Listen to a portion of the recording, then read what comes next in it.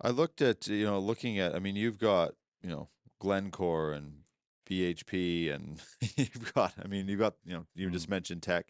You've got the big boys. And what is it? I know this is a big question, but what is it that Envirosuite is doing that's essentially getting that trust from those companies? Like it's not the mining industry is not this easy thing to just walk into. So you have to really have a good value add.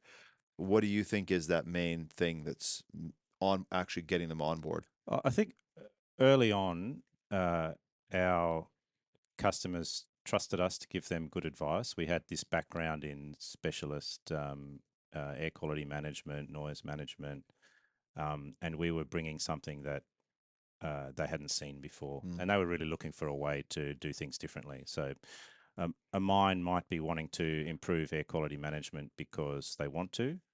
Because they want to have a better relationship with the community, or they may be because they have to, because regulations have become more stringent over time and they're getting closer and closer to that issue of um, whether they're compliant or not. mm, And that, if they're not compliant, they can cause all sorts of disruptive or all sorts of problems for the mine. Now, when they're at that point, they need to manage issues in a different way. So early on, we were offering something that was different, a way of actually responding to real time mm. conditions as opposed to just kind of evaluating why things happened and making sort of broader decisions around how they should manage. But being able to manage in real time really gets you a bigger buffer in terms of your compliance issues because you can you can operate closer to the compliance limits by understanding the impacts of weather, for example. Um, you can take action to avoid an issue happening, and you can drive this improvement through proactive management. I guess is the concept.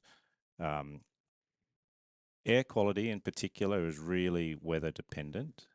So you can be doing the same thing today that you were yesterday, but your impacts could be orders of magnitude worse for the environment or for community health just because the weather has changed. So if Yeah. you have a really good understanding of weather at your site, in your local community, you can manage that issue much, much better.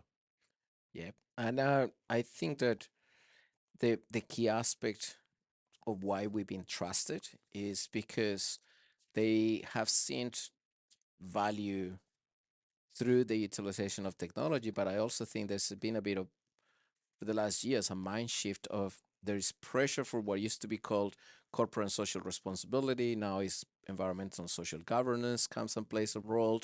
So it's trying to understand how do we actually then translate that into real tangible activity. Mm, And I think when a mining operation and some of the clients we have, like Glencore and Vale, is a very key client of us in the noise space. Some of the work we've been doing with them is because they have a situation where they need to be able to demonstrate that social license to the community that they are operating responsibly, they are driving what's best practices. And one of the mining directors that I worked with, he said to me, Andres, I want to be at the leading edge because what is actually the leading edge today is going to be a requirement in a few years. yeah. Yeah. So if I'm actually kind of heading with what's leading today, I'm just ahead of it. Yeah. So I think mine operations are starting to be a lot more open to the utilization of technology and being able to have a trusted partner to work with, which brings into play that we have experience from different operations, has been a key role